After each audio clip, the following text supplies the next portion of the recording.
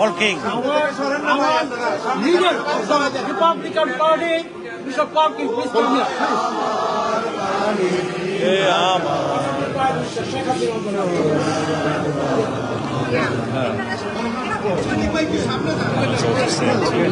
Paul, join with them.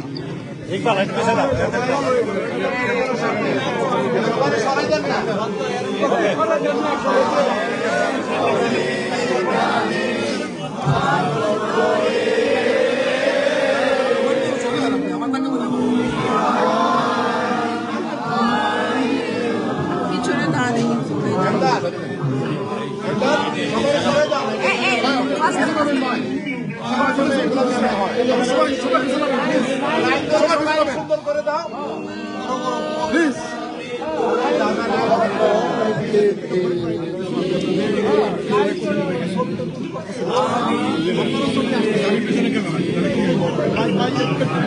আমি দেখছি ভাই আমি লাইভ পর্যায়ে কোনো লাভ নেই তো এটা ভিডিও বক্তব্য না তো আমি কোন বেনিফিট নাই তো তাহলে কেন এই করতে কে বুঝছে না তো জিনিসটা নেতৃত্ব কাউকে দেখতেছে না All the freedom fighters, take a salute.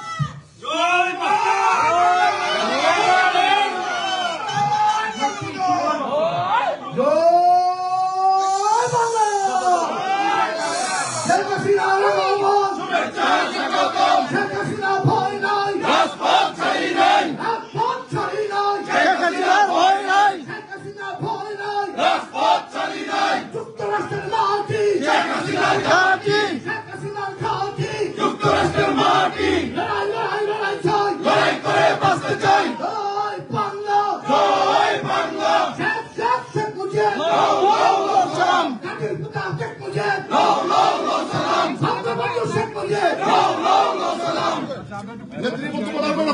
সবাই শুনেন বক্তব্য রাখছেন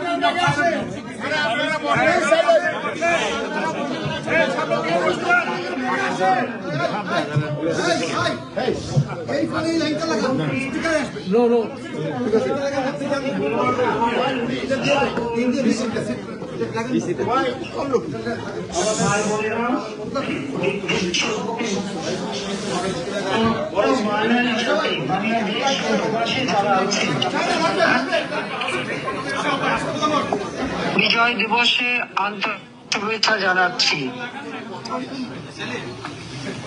রক্তের বিনিময়ে আমরা আমাদের আর এই স্বাধীনতা অর্জনে আমাদের মহান নেতা সর্বকালের সর্বশ্রেষ্ঠ বাঙালি জাতির পিতা বঙ্গবন্ধু শেখ মুজিবুর রহমানের প্রতি আমি শ্রদ্ধা জানাচ্ছি, কারণ তারই নেতৃত্বে তারই অনুপ্রেরণায় আমরা আজকে স্বাধীনতা অর্জন করেছি, বিজয় অর্জন করেছি। জাতির পিতা বঙ্গবন্ধু শেখ মুজিব বাংলাদেশের মানুষের অধিকার প্রতিষ্ঠার জন্য এবং আমাদের মাতৃভাষা বাংলা ভাষায় কথা বলার অধিকার থেকে শুরু করে প্রতিটি অর্জনে তার অবদান রয়েছেন।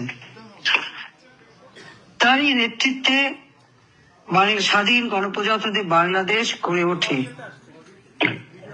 জাতির পিতা বঙ্গবন্ধু শেখ মুজিব 1966 সালে 6 দফা দাবি পেশ করেন, যে দাবি ছিল বাঙালি জাতির মুক্তি সনদ। কারণ এই বাঙালি জাতি পাকিস্তান হবার পর থেকে পাকিস্তানি শাসকদের তাদের দ্বারা সবসময় নির্যাতিত ছিল, নিপীড়িত ছিল। প্রায় 80 থেকে 90% মানুষই দরিদ্র, 80% মানুষই দরিদ্র সীমার নিচে বাস করত। একবেলা খাবার জুটত না, পরনে কাপড় নেই, রোগের চিকিৎসা নেই, শিক্ষার আলো নেই, যোগাযোগ ব্যবস্থা নেই। এই অন্ধকার যুগে জাতির পিতা ছোটবেলা থেকে মানুষের এই কষ্ট, দুঃখ, দুর্দশা দেখে তিনি সবসময় সেই ছোটবেলা থেকে নিজের কাপড় চোপড়, বই, ছাতা সবই মানুষকে দান করে দিতেন। এবং তারই একটা প্রতিজ্ঞা ছিল যে জীবনে একদিন এই বাংলাদেশের অর্থনৈতিক মুক্তি আনবেন, মানুষকে একটা সুন্দর জীবন দিবেন। আর সেই লক্ষ্য নিয়েই কিন্তু তিনি তার নিজের জীবনকে উৎসর্গ করেছিলেন। বারবার তিনি কারাগারে বন্দী হন, কিন্তু কোনো কিছুই তাকে দমিয়ে রাখতে পারেনি। কাজে 6 দফা দেওয়ার পর আপনারা জানেন যে 1900 ওই বন্দিখানায় তাকে গ্রেপ্তার করা হয়। 6 দফা দিয়ে সারা বাংলাদেশ তিনি সফর করেন। 35 দিনের মধ্যে তিনি 32টা মিটিং করেছিলেন বাংলাদেশের শহরে, বাংলাদেশের 32টা জায়গায়। তখন যোগাযোগ ব্যবস্থা এত ভালো ছিল না, কোথাও নৌকা, কোথাও পায়ে হেঁটে যেতে হতো। 8ই মে ধানমন্ডি বাসা থেকে জাতির পিতাকে গ্রেপ্তার করে নিয়ে যায়, 9 মে কারাগারে পাঠায়। 68 সালে 17 জানুয়ারির দিবাগত রাত, অর্থাৎ 18 জানুয়ারিতে ঢাকা কেন্দ্রীয় কারাগার থেকে তাকে ঢাকা ক্যান্টনমেন্টে কর্মী ট্রেলারে নিয়ে বন্দী করে আগরতলা ষড়যন্ত্র মামলা নামে একটি দেশদ্রোহী মামলা দেয়। বাংলাদেশের মানুষ 6 দফাকে তাদের মুক্তির সনদ হিসেবে গ্রহণ করেছিল। আওয়ামী লীগের সকল নেতা কর্মী বলতে গিয়ে তাদের গ্রেপ্তার করে। কিন্তু 6 দফার এই দাবি নিয়ে 7 জুন হরতাল পালন হয়। ওই হরতালে 11 জন সদস্য, শ্রমিক লীগের মনু মিয়া সহ 11 জন মৃত্যুবরণ করে। জাতির পিতা বঙ্গবন্ধু শেখ মুজিবুর রহমানের লেখা অসমাপ্ত আত্মজীবনী এবং কারাগারের রোজরামচাটা যদি আপনারা পড়েন, সেখানে এই অত্যন্ত গুরুত্বপূর্ণ তথ্য আপনারা পাবেন। এবং আগরতলা ষড়যন্ত্র মামলা শুরু হলে এদিকে ছাত্র জনতা এক হয়ে আন্দোলন শুরু করে। সেই আন্দোলনে মতিউর রহমান মাত্র ক্লাস 10 পড়তে একটি ছেলে শিশু সহ অনেক মানুষ জীবন দেয়। কিন্তু বাঙালির উপর গুলি চালিয়েও পাকিস্তানি শাসকরা এই আন্দোলন দমাতে পারেনি। এক পর্যায়ে আইয়ুব খান বাধ্য হয় 21 ফেব্রুয়ারি 1969 সালে আগরতলা ষড়যন্ত্র মামলা প্রত্যাহার করে নিতে এবং 22 ফেব্রুয়ারি 1969 সালে জাতির পিতা বঙ্গবন্ধু শেখ মুজিবুর রহমানকে মুক্তি দিতে বাধ্য হয়। এর মধ্যে অনেক ইতিহাস আছে, কারণ এই আন্দোলনের সময় বঙ্গবন্ধুকে প্যারোলে নিয়ে যেতে চায় আইয়ুব খান তাদের সাথে বৈঠক করতে, কিন্তু আমার মায়ের কথা ছিল যে প্যারোলে যাবে না, মামলা প্রত্যাহার করতে হবে। আমাদের অনেক নেতারাই প্যারোলে যাওয়ার পক্ষে ছিলেন, কিন্তু আমার মা না, তিনি খুব শক্তভাবে এই জিনিসটা ধরেন। এক পর্যায়ে আইয়ুব খান বাধ্য হয়, জাতির পিতা ফিরে আসেন। 1970 সালে নির্বাচন হয়। সেই নির্বাচনে সমগ্র পাকিস্তানে আওয়ামী লীগ সংখ্যাগরিষ্ঠ আসন লাভ করে। আর প্রাদেশিক পরিষদেও মাত্র 2টি সিট ছাড়া সব সিটগুলি আওয়ামী লীগ পেয়েছিল। 169টা সিটের মধ্যে 167টা শুধু আওয়ামী লীগ পায়।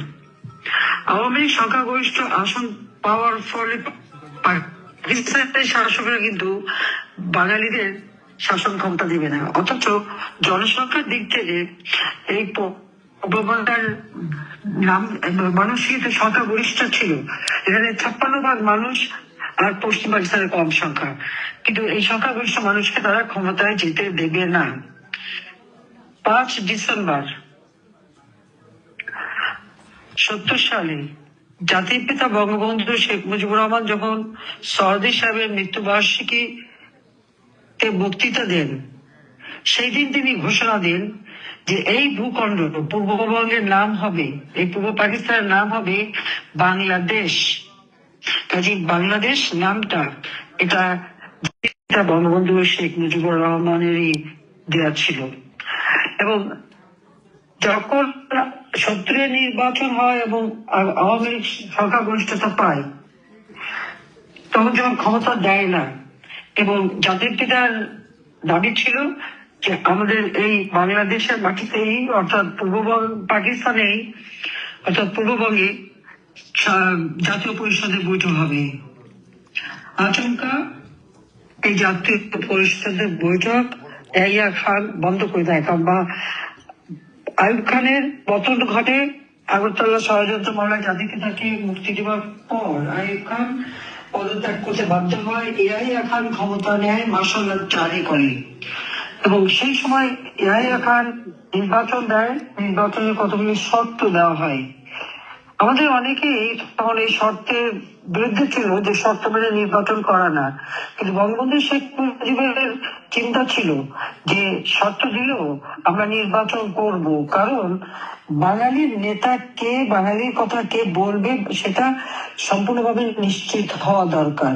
এবং সেই কথা চিন্তা করে তিনি ইলেকশন করেন, জয়লাভ করেন। কিন্তু যখন ইয়াহিয়া খান চাল ভাড়া শুরু করে এবং ভুট্টো বিশেষ করে সে এই নির্বাচিত প্রতিনিধিদের ক্ষমতা দিতে দেবে না, জাতীয় সংসদ বসার ঘোষণা দিয়েও আচমকা এটা বাতিল করে দেয়। পয়লা মার্চে জাতীয় পিতা তখন মিটিং এবং আমাদের জাতীয় সংসদের নির্বাচিত প্রতিনিধি, প্রাদেশিক পরিষদের নির্বাচিত প্রতিনিধিদের নিয়ে যখন সভা করছেন, ৩রা জানুয়ারি সহজে উদ্যানে একটা শপথ অনুষ্ঠান হয় নির্বাচনে জয়ী হবার পর। সে শপথ ছিল বাঙালির মুক্তির কথা এবং ৬ দফা বাস্তবায়নের কথা। কিন্তু ৭০-এর নির্বাচনে যখন সংখ্যাগরিষ্ঠতা পেয়ে সকল সরকার সদস্যরা, প্রাদেশিক পরিষদ এবং জাতীয় পরিষদের সদস্যরা শপথ নেন, তখন কিন্তু ইয়াহিয়া খান কোনো মতেই বাঙালিদের ক্ষমতা দেখবে না। পয়লা মার্চ যখন এই জাতীয় সংসদ বন্ধ করে দেয়, জাতির পিতা ৩রা মার্চ মিছিল সভা করেন এবং ঘোষণা দেন ৭ই মার্চ তিনি বক্তৃতা দেবেন। ১৯৭১ সালের ৭ই মার্চের সেই ঐতিহাসিক ভাষণ, যে ভাষণের মধ্য দিয়ে তিনি আমাদের বাঙালি জাতি যে পাকিস্তান দ্বারা শোষিত, বঞ্চিত, নির্যাতিত সে ইতিহাস তুলে ধরেন। পাশাপাশি আগামী দিনে কি আমাদের করণীয় এবং এই আন্দোলন করতে যে কিভাবে বাঙালি নিধন হয়েছে, পাকিস্তানি শাসকরা বাঙালিদের উপর অত্যাচার করেছে, সেই কথাও তিনি তুলে ধরেন। জাতির পিতা বঙ্গবন্ধু সেই ঐতিহাসিক ভাষণে তিনি ঘরে ঘরে দুর্গ গড়ে তোলার নির্দেশ দেন, যা কিছু আছে তাই নিয়ে প্রস্তুত হবার নির্দেশ দেন। এবং সমগ্র বাংলাদেশে জেলা এবং থানায়, তখন উপজেলা বলে কিছু ছিল না, জেলা, মহকুমা এবং থানা ছিল। প্রত্যেক জেলা ও মহকুমা এবং থানায় আওয়ামী লীগের নেতৃত্বে সংগ্রাম পরিষদ গড়ে তোলার নির্দেশ দিয়েছিলেন। এবং বাঙালি জাতির পিতা যে কথা বলতেন সেই কথাই মেনে নিত। এবং সবথেকে বড় কথা, সেই সময় সবথেকে গুরুত্বপূর্ণ যে কথা তিনি বলেছিলেন, তার শেষ লাইনটাই ছিল সবথেকে আমাদের জন্য, অর্থাৎ সমগ্র বাঙালি জাতিকে উজ্জীবিত করার জন্য। সেটা হচ্ছে এবারের সংগ্রাম আমাদের মুক্তির সংগ্রাম, এবারের সংগ্রাম আমাদের স্বাধীনতার সংগ্রাম। সেই থেকেই কিন্তু আমাদের স্বাধীনতা। এরপর অসহযোগ আন্দোলন চলতে থাকে। 25শে মার্চ পাকিস্তানি হানাদার বাহিনী তারা সশস্ত্রভাবে নিরস্ত্র বাঙালির উপর ঝাঁপিয়ে পড়ে। রাজারবাগ পুলিশ কেন্দ্র, সেখানে সেই পুলিশ সেই উপর হামলা করে, ঢাকা বিশ্ববিদ্যালয়ে হামলা করে, হামলা করে। যখন পুলিশ প্রথম হামলাটা করার সাথে সাথে জাতির পিতা বঙ্গবন্ধু শেখ মুজিবুর স্বাধীনতার ঘোষণা দেন। এই ঘোষণা সেটা ধানমন্ডি ৩২ নম্বর বাড়ি থেকে তিনি তখন, এখন যেটা বিজিবি অর্থাৎ বিডিআর, তখন ছিল ইপিআর ফাঁড়ি, কর্মীটোলা, সেটা হচ্ছে পিলখানা ইপিআর ফাঁড়ি। এই ইপিআর এর সুবেদার মেজর শওকত আলী সহ তার ৪-৫ জন সাথে নিয়ে বঙ্গবন্ধুর নির্দেশে সেখানে অপেক্ষা করতে থাকে ওয়্যারলেস সেট নিয়ে। বঙ্গবন্ধু শেখ মুজিব স্বাধীনতার এই ঘোষণাটা টেলিফোনের মাধ্যমে সেই ওয়্যারলেসে পৌঁছে দেন। শওকত আলী সেটা গ্রহণ করে এবং মগবাজারের যেটা ওয়্যারলেস স্টেশন, তারই মাধ্যমে সমগ্র বাংলাদেশে পুলিশ স্টেশনগুলিতে ওই বার্তা তারা প্রেরণ করে। প্রত্যেকটা থানা, মহকুমা, জেলায় পুলিশ ফাঁড়ি থেকে ওই বার্তাটা আওয়ামী লীগের যে সংগ্রাম পরিষদ, সেই সংগ্রাম পরিষদের হাতে ওই বার্তাটা পৌঁছে দেয়। আওয়ামী লীগের নেতা কর্মীরা সেখানে জনতাকে সাথে নিয়ে ওই মধ্যরাত থেকেই কিন্তু 26শে মার্চ এই ঘোষণাটা প্রচার করতে শুরু করে। কোথাও মাইকিং করে, পায়ে হেঁটে, টেলিগ্রামের মাধ্যমে, অথবা বিভিন্ন চোঙা ফুটিয়ে কথা বলা হতো। সেইভাবে কিন্তু তারা এটা সেই 26শে মার্চ সকাল থেকে সারা বাংলাদেশে মধ্যরাত থেকে অর্থাৎ একেবারে ফজরের নামাজের পর থেকে সেই প্রচারটা তারা শুরু করে। জাতির পিতা যখনই স্বাধীনতার ঘোষণা দিলেন তখনই 32 নম্বর বাড়িটা পাকিস্তানি হানাদার বাহিনী আক্রমণ করে এবং তারা বঙ্গবন্ধু শেখ মুজিবকে গ্রেপ্তার করে নিয়ে যায়। প্রথমে নিয়ে যেয়ে সংসদ ভবনে তখন কেবল তৈরি হচ্ছিল, সেখানে কিছুজন রেখে ঢাকা ক্যান্টনমেন্টে আহতমজি ক্যান্টনমেন্ট স্কুলে নিয়ে তাকে একদিন রাখে, সেখান থেকে করাচিতে নিয়ে যায়, সেখান থেকে একেবারে মিয়ানওয়ালি জেলে নিয়ে বন্দি করে রাখে। ওই বাড়িটা তারা পুরো দখল করে, ভাঙচুর করে এবং আমার মাকে গ্রেপ্তার করে। আমার মা, রেহানা, রাসেল, জামাল, আমরা সবাই বন্দী হই পাকিস্তানিদের হাতে। ধানমন্ডি 18 নম্বর রোড, বর্তমানে 9A 26 নম্বর বাড়ি, একতলা একটা বাড়ি ছিল তখন। ওই বাড়িতে আমার মাকে এবং আমাদের সকলকে পাকিস্তানি হানাদার বাহিনী বন্দী করে রাখে। জাতির পিতা বঙ্গবন্ধু শেখ মুজিবের বিরুদ্ধে শুরু হয় দেশদ্রোহী মামলা। আইয়ুব খানের একটা আত্মজীবনী অক্সফোর্ডে বের করা হয়েছে। সেই আত্মজীবনীর এক জায়গায় লেখা আছে, বঙ্গবন্ধু শেখ মুজিবকে তার বিরুদ্ধে দেশদ্রোহী মামলা দেওয়া হয়। তাকে যখন কোর্টে নিয়ে আসা হতো, তিনি তখন জয় বাংলা বলে সেখানে প্রবেশ করতেন এবং বলতেন, আমার কাজ আমি করে এসেছি, বাংলাদেশ স্বাধীন হবে, আমার যদি মামলা দিয়ে আপনারা যা কিছু করতে চান আমি জানি আপনারা করেন, আমি পড়াও করি না, আমার দেশের মানুষকে আপনারা দাবি রাখতে পারবেন না।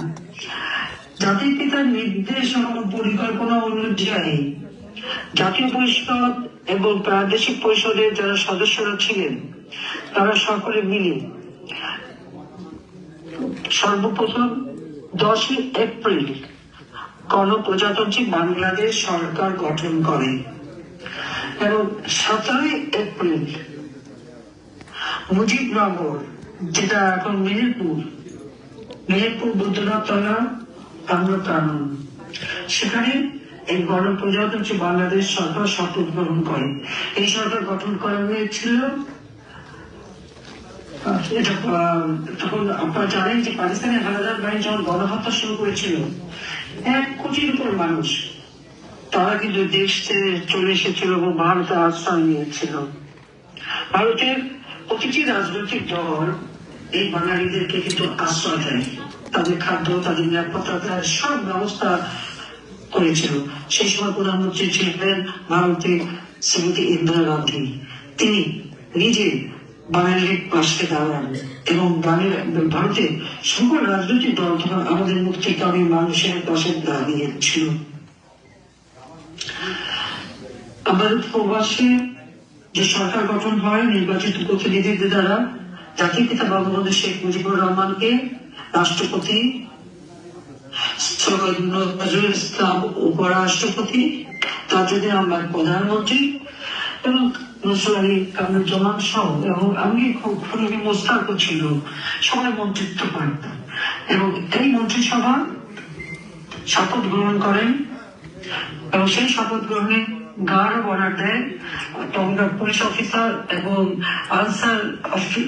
আনসারের যারা কর্মকর্তা তারা মিলে সেখানে গার্ড অফ অনার দেওয়া হয় এবং সেখান থেকে একে বসে এই স্বাধীন প্রজাতন্ত্রী বাংলাদেশ সরকার রাষ্ট্র পরিচালনা শুরু করে। কলকাতায় সেটা হেডকোয়ার্টার হয়। পাশাপাশি ইংল্যান্ডে, আমেরিকা, ইউরোপ বিভিন্ন দেশে বাঙালিরা যেখানে ছিল তারাও মুক্তিকামী মানুষের পাশে দাঁড়ায়। সেই সাথে আমাদের বিভিন্ন বিদেশে বন্ধুরা তারাও আমাদের পাশে দাঁড়ায়। যদিও আমেরিকা সরকার পাকিস্তানের পক্ষে ছিল, এমনকি তারা 7 ফ্লিট পাঠাতেও চেষ্টা করেছিল, কিন্তু আমেরিকার জনগণ, সাধারণ জনগণ, তারা কিন্তু বাঙালির, মুক্তিকামী বাঙালির পাশে দাঁড়িয়েছিল। সেই বক্তৃতা এবং গান, এই গান ঐতিহাসিক গান ছিল এবং আমাদের স্বাধীন বাংলা বেতার কেন্দ্র পরিচালনা করা হতো, সেখানে চরমপত্র ঘোষণা হতো এবং প্রতিদিন মুক্তিকামী মানুষের গান গিয়ে মানুষকে উজ্জীবিত করা হতো। এবং এই জয় বাংলা, এই রেডিও স্টেশন চালু করার সাথে সাথে জয় বাংলা স্লোগান, জয় বঙ্গবন্ধু স্লোগান দিয়ে কিন্তু এটা চালু হতো। এবং এবারের সংগ্রাম, মুক্তির সংগ্রাম, এবারের সংগ্রাম, স্বাধীনতার সংগ্রাম, প্রতিদিন জাতির পিতা বঙ্গবন্ধু শেখ মুজিবের এই কণ্ঠ বাজানো হতো। দীর্ঘ 9 মাসের যুদ্ধে পাকিস্তানি হানাদার বাহিনী গ্রামের পর গ্রাম জ্বালিয়ে পুড়ে সরকার করে দেয়। আওয়ামী লীগের কোন নেতা কর্মী বাড়িঘর ছিল না। আমার দাদার বাড়ি আত্মপরিবার, তুমি পাড়া থেকে শুরু করে গ্রামে গ্রামে এবং শহরে সমস্ত মানুষের ঘর বাড়ি জ্বালানো, পোড়ানো, লুটপাট। ঠিক এই 2024 সালে বিএনপি, জামাত আর ইংরেজ বাহিনী যা করছে, ঠিক এই একই কাজ তারা করেছিল এবং সেই সচ্ছলদের গণহত্যা করে। এমনকি কে মুসলমান কে হিন্দু খুলে পাকিস্তানি হানাদার বাহিনী তাও পরীক্ষা করতো। ঠিক আজকের যে চিত্র আপনারা বাংলাদেশে দেখেন, মনে হয় যে সেই 71-এর সেই চিত্রই আমরা দেখতে পাচ্ছি। এবং সেই সময় তাদের যে অত্যাচার, নির্যাতন, মানবাধিকার লঙ্ঘন সারা বিশ্ব বিবেকিত জেগে উঠছে এবং সাধারণ মানুষ সারা দেশের আমাদের পাশে দাঁড়ায়, আমাদেরকে সহযোগিতা করে এবং আমাদের বন্ধুপ্রতিম দেশগুলি আমাদের পাশে এসে দাঁড়ায়। গণপ্রজাতন্ত্রী বাংলাদেশ সরকার পরিচালনা সুষ্ঠুভাবে করে এই 16ই ডিসেম্বর সেই বাহিনী আমাদের সাথে, ভারতীয় সেনাবাহিনী, তারা আমাদের পাশে দাঁড়ায়। এরই মধ্যে আবার 3রা ডিসেম্বর থেকে আপনারা জানেন যে পাকিস্তান আর ভারতের মধ্যে যুদ্ধ শুরু হয়। আবার এই 3রা ডিসেম্বরই ভুটান বাংলাদেশকে প্রথম স্বাধীন রাষ্ট্র হিসেবে স্বীকৃতি দেওয়ার ঘোষণা দেয়, যেটা 6 ডিসেম্বর কার্যকর হয়। কিন্তু 6 ডিসেম্বর আগে ভারত বাংলাদেশকে গণপ্রজাতন্ত্রী বাংলাদেশ হিসেবে 6 ডিসেম্বর স্বীকৃতি দেয়। এবং যখন যুদ্ধ শুরু হয়ে গেল পাকিস্তান আর ভারতের মধ্যে, বাঙালিদের তখন কি অবস্থা ছিল? আমাদের মুক্তিযোদ্ধারা এবং আমাদের মিত্র বাহিনী যৌথ ভাবে আক্রমণ শুরু করে এবং আমাদের যে মুক্তি বাহিনী গড়ে উঠেছিল, মুক্তি বাহিনী, মুজিব ব্যাটারি, বিভিন্ন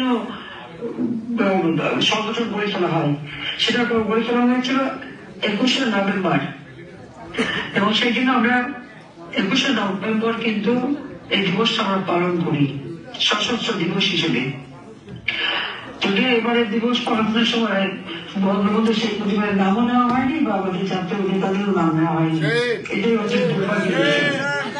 কিন্তু আওয়ামী লীগের জাতীয় পিতার নেতৃত্বে আওয়ামী লীগ, ছাত্রলীগ, এই সংগঠনগুলি তো তখন ছিল, ছাত্র ইউনিয়ন থেকে শুরু করে অন্যান্য সংগঠন তো আমাদের সাথে ছিল। কাজে আমাদের এই মুক্তিযুদ্ধ আমরা 16 ডিসেম্বর 1971 সালে বিকেল বেলা পাকিস্তানি হানাদার বাহিনী আমাদের মিত্র বাহিনী অর্থাৎ ভারতীয় বাহিনীর হাতে আত্মসমর্পণ করে।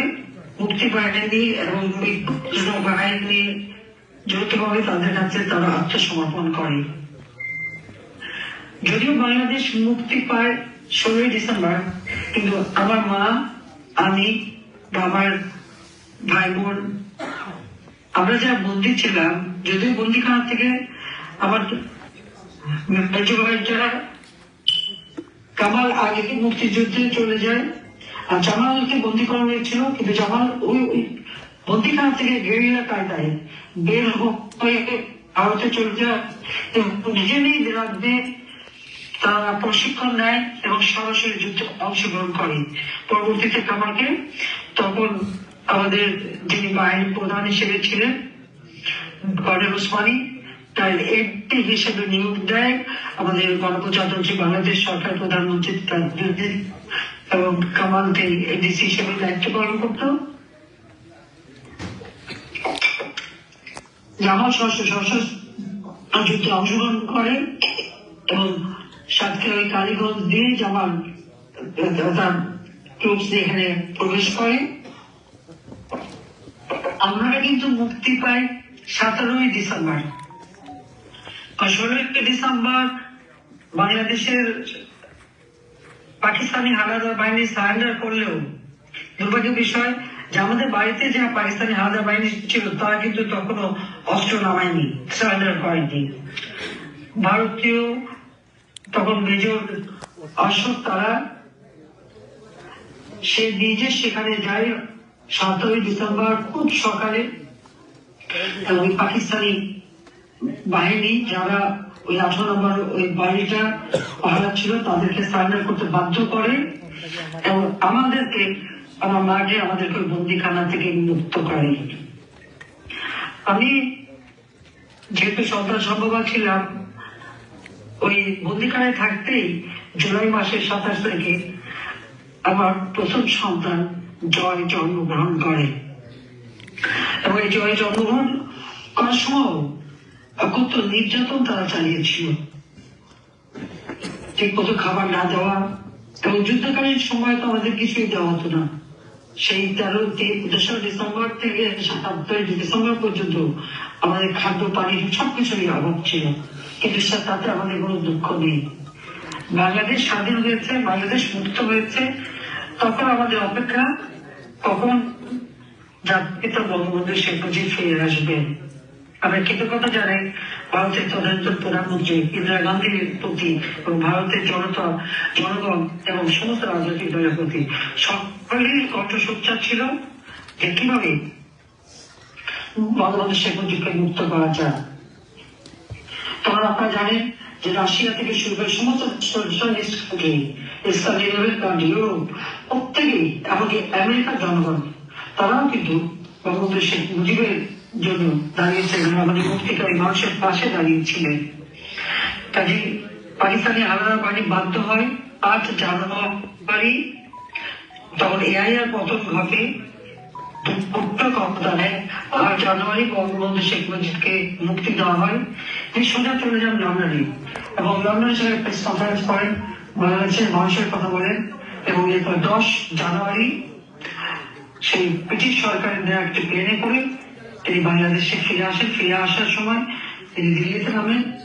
ভারতীয় জনগণ এবং ভারতীয় সরকার ভারতের সমস্ত রাজনৈতিক দলকে ধন্যবাদ জানান এবং সেখান থেকে তিনি বাংলাদেশে এসে পৌঁছান।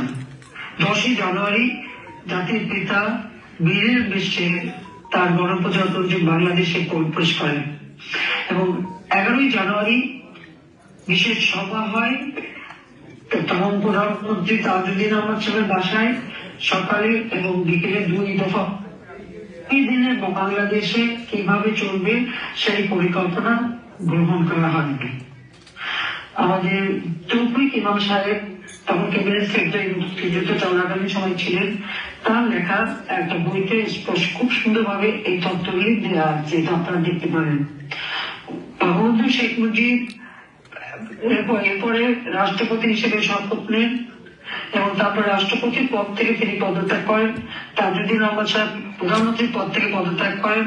বঙ্গবন্ধু শেখ মুজিব প্রধানমন্ত্রী হিসেবে তখন শপথ নেন। তার আগে আমাদের চৌধুরী সাহেবকে রাষ্ট্রপতি হিসেবে নিয়োগ দেন, প্রধান বিচারপতি হিসেবে নিয়োগ দেওয়া হয় গণপ্রজাতন্ত্রী বাংলাদেশ সরকার। কারণ গণপ্রজাতন্ত্রী বাংলাদেশ সরকার যখন মেহেরপুরে আমরতলায় শপথ গ্রহণ করেন তখন একটা স্বাধীনতার ঘোষণাপত্র পাঠ করা হয়। যারা ইউসুফ সাহেব তিনি এই স্বাধীনতার ঘোষণাপত্রটা পাঠ করেন এবং সেটা সকলের সর্বসম্মতিক্রমে গ্রহণ করা হয় এবং সেখানেই গণপ্রজাতন্ত্রী বাংলাদেশ সরকার স্বাধীন এবং সেই স্বাধীনতার ঘোষণাপত্র যেটা আমাদের বর্তমান সংবিধানে এই স্বাধীনতার ঘোষণাপত্রটি সংযোজিত হয়েছে, আপনারা সেটা দেখতে পারেন।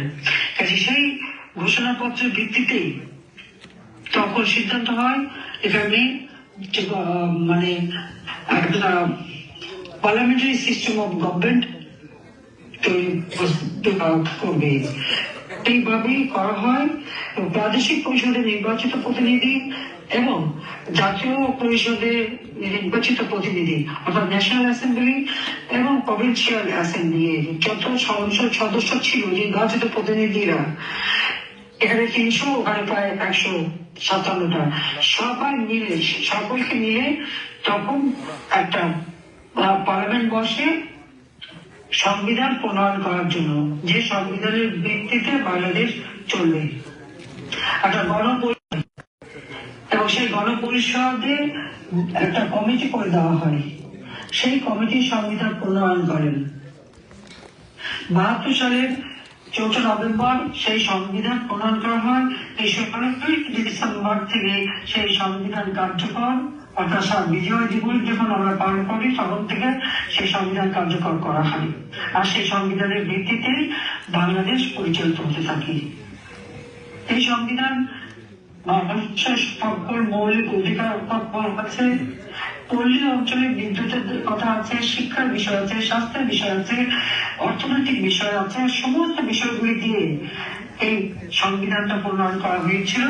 যেখানে বাংলাদেশ হবে একটা অসাম্প্রদায়িক চেতনার দেশ, সকল ধর্ম বর্ণ নির্বিশেষে সকলের অধিকার থাকবে এবং অনগ্রসর যে সমস্ত গোষ্ঠী আছে তাদের অধিকারের কথা বলা হয়েছে।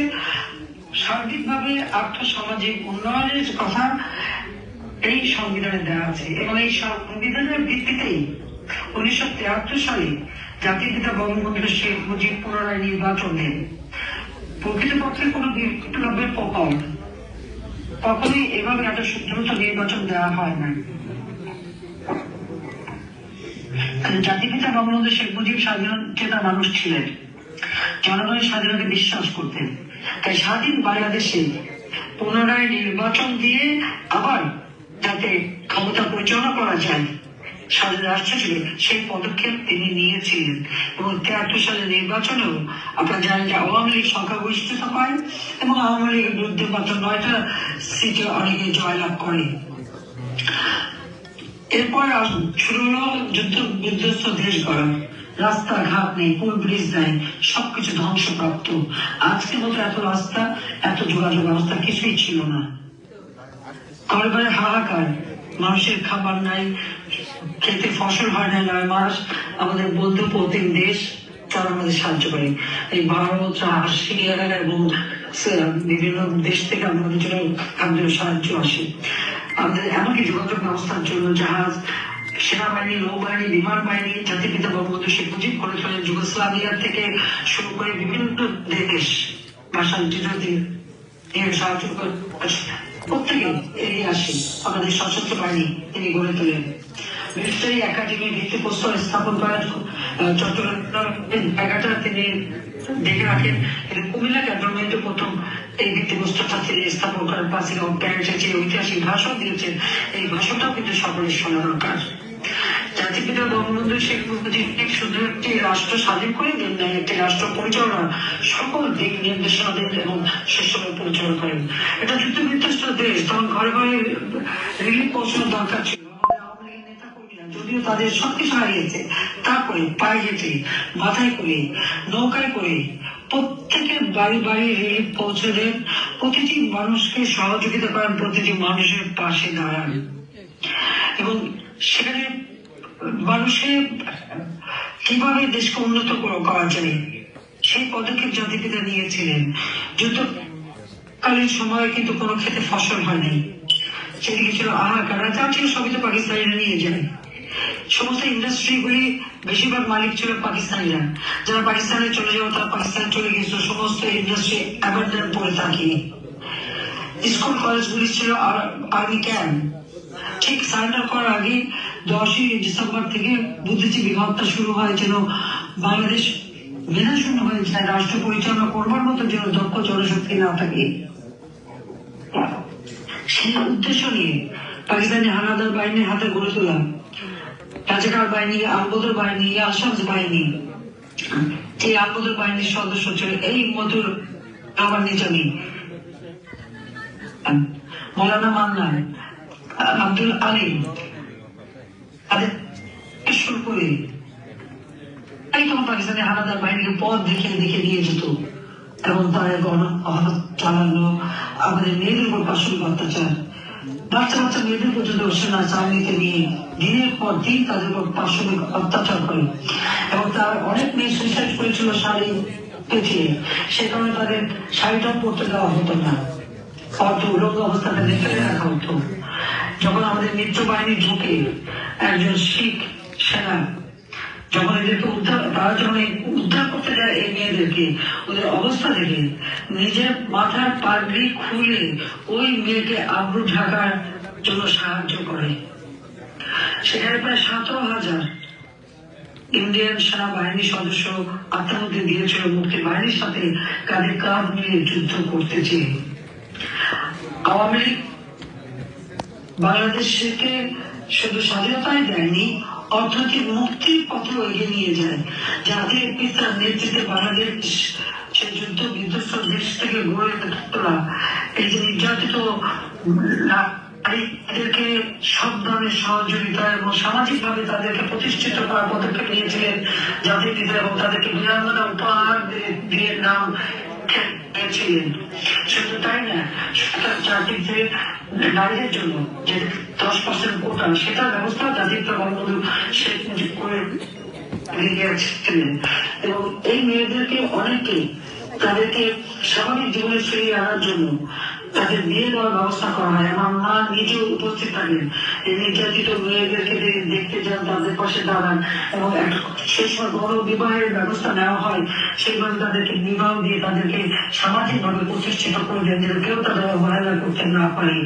তাদের মানসিকতা অন্যরকম ছিল এবং যত সুইজারল্যান্ড, জার্মানি, ইংল্যান্ড বিভিন্ন জায়গা থেকে ডাক্তার নার্স নিয়ে এসে এই মেয়েদের চিকিৎসা করান। আর অধিকাংশ মেয়েরা যখন প্রেগনেন্ট ছিল, অনেক বাচ্চাও জন্ম হয় আর বেশিরভাগই তাদেরকে অ্যাবর্ট করানো হয়, অবসর করে দেওয়া হয়। যে বাচ্চাগুলি জন্ম হয় পৃথিবীর বিভিন্ন দেশ তাদেরকে কিন্তু নিয়ে যায় দত্তক হিসেবে। জার্মানি থেকে শুরু করে ইউরোপের দেশগুলি অনেকে এই বাচ্চাদের নিয়ে যায়, কানাডা বিভিন্ন দেশ স্বাধীন আন্দোলনের সময় আগে। অর্থাৎ প্রত্যেকটা মানুষকে পুনর্বাসিত করার যত রকমের ব্যবস্থা সবই জাতির পিতা নিয়েছিলেন। মাত্র 3 বছর 7 মাস 3 দিন তিনি হাতে সময় পেয়েছিলেন। এই অল্প সময়ের মধ্যে একটা যুদ্ধ বিধ্বস্ত দেশ গড়া, একটা সংবিধান দেওয়া, সুষ্ঠু রাষ্ট্র পরিচালনা করা এবং বাংলাদেশকে এগিয়ে নিয়ে যাওয়া, এরই মধ্যে চক্রান্ত ছিল, ষড়যন্ত্র ছিল। এবং আপনারা জানেন যে যারা আমাদের স্বাধীনতা চায়নি, যেমন কিসিঞ্জার বলেছিল যে বাংলাদেশ স্বাধীন হয়ে কি হবে, বাংলাদেশ তো একটা বটমলেস বাস্কেট হবে। এবং তাদের চক্রান্তই ছিল কিভাবে জাতির পিতাকে ক্ষমতা থেকে সরাবে।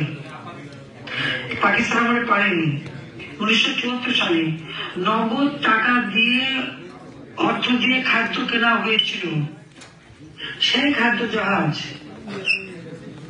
শ্রীলঙ্কা পর্যন্ত আসে, সেই জাহাজ বাংলাদেশে না এনে সত্যি অন্য দেশে পাঠিয়ে দেয়, দুর্ভিক্ষ সৃষ্টি করা হয়। জাতির পিতা বঙ্গবন্ধু শেখ মুজিব এবং আওয়ামী লীগের নেতৃবৃন্দকে নিয়ে সেই দুর্ভিক্ষ মোকাবেলার ব্যবস্থা নেন। সেটা নিয়ে লঙ্গরখানা করা হয়, চাল ডাল খিচুড়ি বানানো বা রুটি বানিয়ে মানুষকে দেওয়া হয়। তারপরে অনেক মানুষ মারা যায়। তিনি তো এটা রেখে রাখেননি। জাতীয় সংসদে নিজেই বলেন যে আমার 26,000 মানুষ মারা গেছে, আমি বাঁচাতে পারিনি। এবং এই ঘটনার পরেই কিন্তু জাতির পিতা দ্বিতীয় বিপ্লবের কর্মসূচির ঘোষণা দেন।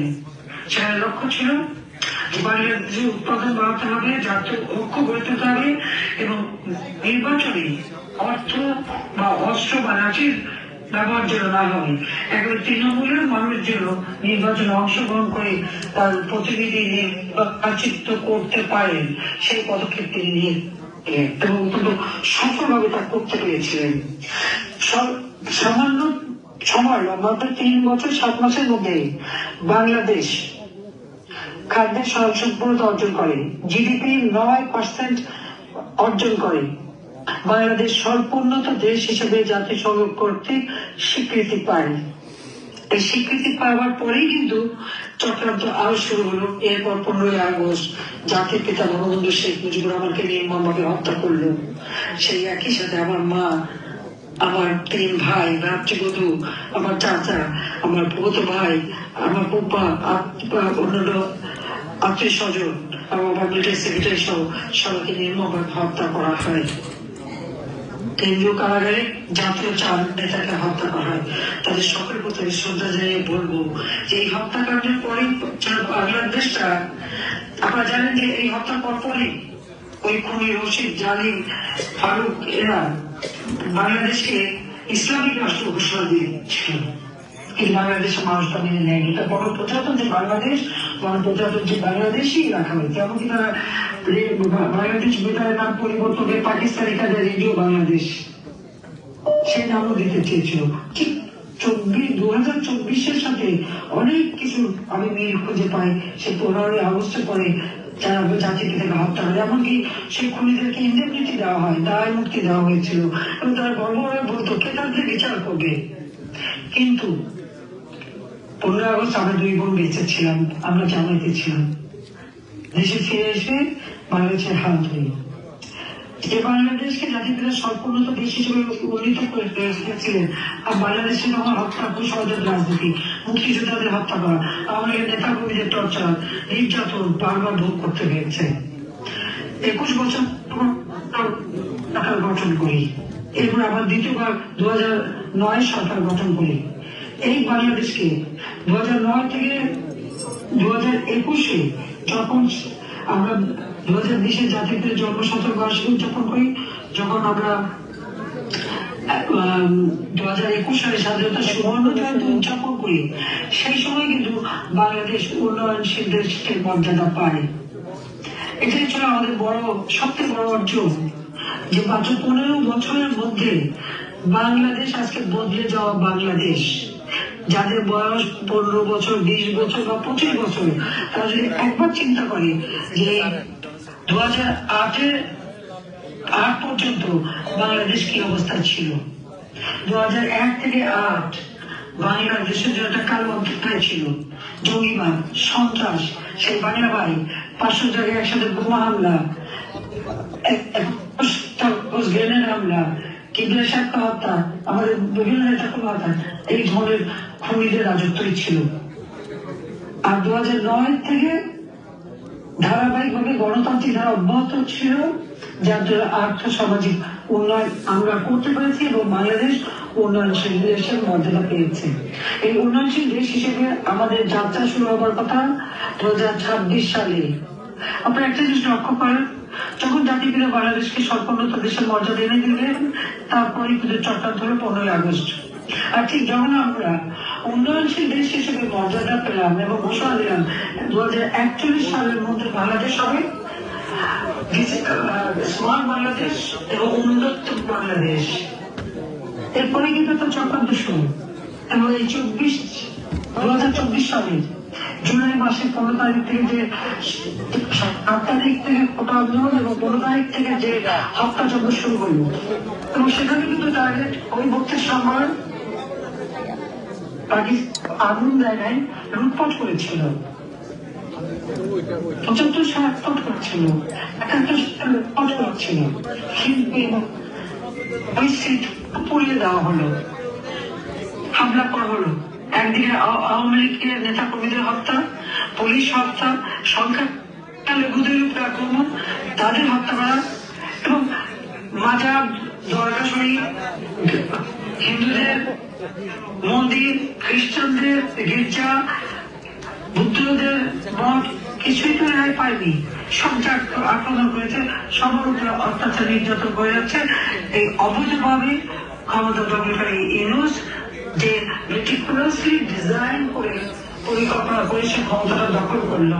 যখন বাংলাদেশ দেশের মর্যাদা পেল, এবং এই 24-এ জাতিসংঘ যে বিশেষ কমিটি আছে, সেই কমিটি এই 2024 সালেও কিন্তু এটা যাচাই করলো যে এত কিছু পরে বাংলাদেশ এই উন্নয়নশীল দেশ হিসেবে মর্যাদা পাওয়ার যোগ্যতা রাখে কিনা। আমরা কোভিড-19 দক্ষতার সাথে সেটাকে আমরা মানুষকে রক্ষা করেছি, খুব দক্ষতার সাথে আমরা এটা মোকাবেলা করি। ইউক্রেন রাশিয়ার যুদ্ধের ফলে যে বিশ্বব্যাপী অর্থনৈতিক মন্দা, সেই মন্দাও কিন্তু আমরা মোকাবেলা করে আমরা উন্নয়নশীল দেশ হিসেবে বাংলাদেশকে কিন্তু সমাজে রাখতে সক্ষম হই। কিন্তু দুর্ভাগ্য 2024 আমাকে হত্যার পরিকল্পনা করা হয়েছিল এবং আপনারা দেখেন সমস্ত খুনিদেরকে ছেড়ে দেওয়া হয়েছে, সমস্ত জঙ্গিদের হলে অটিজমে যারা আক্রমণ করলো, বিদেশিদের হত্যা হলো, দেশের মানুষ হত্যা হলো, যাদের বিচার হয়েছিল, সাজা হয়েছিল, তাদেরকে মুক্তি দিয়ে দিয়েছে ওই খুনি ইউনূস, মুক্তি দিয়েছে সমস্ত সন্ত্রাসীদের এবং যাদের বিরুদ্ধে দুর্নীতি এবং আমেরিকার FBI এসে সাক্ষী দিয়ে যাচ্ছে, যার ফলে দুর্নীতির সাজাপ্রাপ্ত তাদেরকে মুক্ত করা হলো এবং নিজের দুর্নীতি, তার বিরুদ্ধে দুর্নীতি মামলা, সে ট্যাক্স ফাঁকি দিয়েছে, প্রায় 1200 কোটি টাকা তার কাছে ট্যাক্স পায়, সেখানে 666 কোটি টাকার একটা মামলা রায় হবার কথা 6 আগস্ট, 5 আগস্ট আন্দোলনের নামে সেই গণভবন আক্রমণ কোনো মতে মাত্র 20 মিনিটের জন্য বেঁচে গিয়েছিল। আর তারপর যে হত্যার যজ্ঞ চললো এবং ধ্বংসযজ্ঞ চললো সারা বাংলাদেশে, আপনারা দেখেছেন উনি ক্ষমতা এসেই তার বিরুদ্ধে সব মামলা তুলে ফেললেন। এই হলো বাংলাদেশের অবস্থা। আমি ইতিহাসে এই জন্য বললাম যে এই ইতিহাসটা আমাদের অনেকের এই বোধহয় মনে নেই, জানে না। মুক্তিযোদ্ধারা তাদের যে অবদান, জীবন বাজি রেখে পরিবার পরিজন ছেড়ে তারা চলে গিয়েছিল মুক্তিযুদ্ধ করতে। আমাদের তরুণ সমাজ, আমাদের ছাত্রী বহু নেতাকর্মী জীবন দিয়েছে, বাংলাদেশের বহু নেতাকর্মী এমনকি অনেক জনগণ আত্মাহুতি দিয়েছে, তাদের কিছু ছিল না, পরনে কাপড় নেই, লুঙ্গি পরে খালি পায়ে কাদামাটি রেখে অস্ত্র নিয়ে ওই জাতিপিতা বলেন যার যা কিছু আছে তাই নিয়ে মোকাবেলা করো। বাঙালি সেই মোকাবেলা করেই কিন্তু এই দেশ স্বাধীন করেছে। এদেশ ওই কোনো কারণ ওই একটা বাঁশির ফুটে স্বাধীন হয়নি, দীর্ঘ 24 বছরের সংগ্রাম ও 9 মাসে মুক্তিযুদ্ধের বিজয়ের মধ্য দিয়ে কিন্তু আমাদের বাংলাদেশ স্বাধীন। আজকে বাংলাদেশ আমরা যখন উন্নয়নশীলের সেই মর্যাদা পেলাম, তখনই আবার সেই হায়না আবার বাংলাদেশের জনগণের উপর সব কিছু অর্থনীতিকে ধ্বংস করেছে, সমস্ত পরিবেশ ধ্বংস করেছে, বাংলাদেশকে আবার দ্বীপকে জাতিতে পরিণত করছে। এই অবস্থা থেকে উত্তরণ আমাদের ঘটাতে হবে। আজকে বিজয় দিবসে এটাই আমাদের প্রতিজ্ঞা, এই প্রতিজ্ঞাই আমরা নেব যে জাতির পিতা বঙ্গবন্ধু শেখ মুজিবুর রহমান আমাদের যে স্বাধীনতা দিয়ে গেছেন, 30 লক্ষ শহীদের রক্তের বিনিময়, 2 লক্ষ মহাবলীর ইজ্জতের বিনিময় যে স্বাধীনতা আমরা পেয়েছি, এই স্বাধীন বাংলাদেশ মাথা উঁচু করে বিশ্ব দরবারে চলবে। আজকে যে হায়নার দল খুনি রুশের নেতৃত্বে যে জঙ্গি শাসন শুরু হয়েছে, এই জঙ্গিদের হাত থেকে বাংলাদেশকে মুক্ত করতে হবে। আবার জনগণকে ক্ষমতা দিতে হবে, জনগণের ক্ষমতা, গণতন্ত্র ফিরিয়ে আনা এবং দেশকে আবার উন্নত দেশ হিসেবে গড়ে তোলা, সেই লক্ষ্য আমাদের বাস্তবায়ন করতে হবে। এবং জাতির পিতার সেই স্বপ্ন সোনার বাংলা তো আমরা গড়ে তোলা একেবারে কাছে পৌঁছে গিয়েছিলাম, আবার আমরা পিছিয়ে গেছি, কিন্তু এটা আমরা অবশ্যই ওভারকাম করতে পারবো। এখান থেকে উত্তরণ ঘটিয়ে বাংলাদেশকে আমরা এগিয়ে নিয়ে যাব। আজকে বিজয় দিবসে এই প্রতিজ্ঞা করছি। আপনাদের আমি গল্প শোনালাম কারণ আমাদের তরুণ প্রজন্ম এই গল্প জানে না, সেই জন্যই।